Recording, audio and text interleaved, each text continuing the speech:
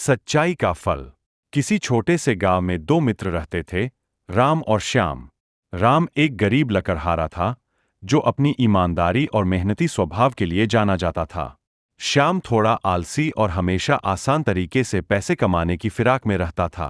एक दिन राम जंगल में लकड़ी काटने गया।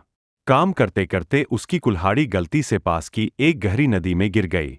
राम बहुत दुखी हुआ, क्योंकि वही उसकी रोजी रोटी का एकमात्र साधन थी। वह नदी के किनारे बैठकर रोने लगा। उसकी दुख भरी पुकार सुनकर नदी की देवी प्रकट हुई। उन्होंने राम से पूछा कि वह क्यों रो रहा है। राम ने अपनी कुल्हाड़ी गिरने की बात बताई। देवी ने नदी में डुबकी लगाई और एक सोने की कुल्हाड़ी लेकर बाहर आईं। उन्होंने राम से पूछा, क्या यह तुम्हारी कुल्हाड़ी है? राम ने ईमानदारी से कहा, नहीं देवी माँ, यह मेरी कुल्हाड़ी नहीं है। मेरी तो एक साधारण लोहे की कुल्हाड़ी थी। देवी ने फिर से डुबकी लगाई और इस बार एक चांदी की कुल्हाड़ी लेकर आईं। उन्होंने फिर राम से पूछा, क्या यह तुम्हारी कुल्हाड़ी है? राम ने फिर विनम्रता से इनकार कर दिया, नहीं देवी माँ, यह भी मेरी कुल्हाड़ी नहीं है। अंत में देवी ने तीसरी बार डुबकी लगाई और राम की पुरानी लोहे की कुल्हाड़ी लेकर आईं।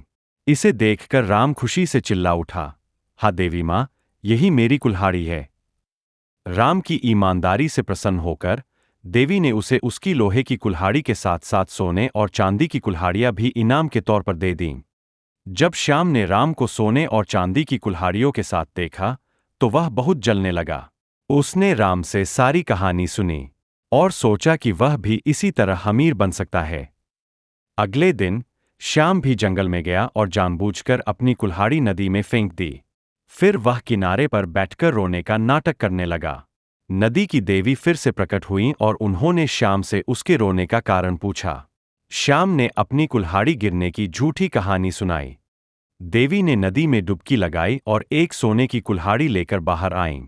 उन्होंने श्याम से पूछा, क्या यह तुम्हारी कुल्हाड़ी है?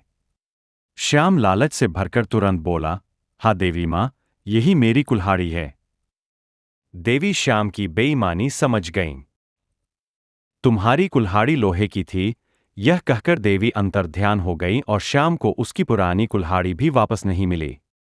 इस कहानी से हमें यह सीख मिलती है कि ईमानदारी का फल हमेशा मीठा होता है, जबकि लालच और बेईमानी का परिणाम बुरा होता है।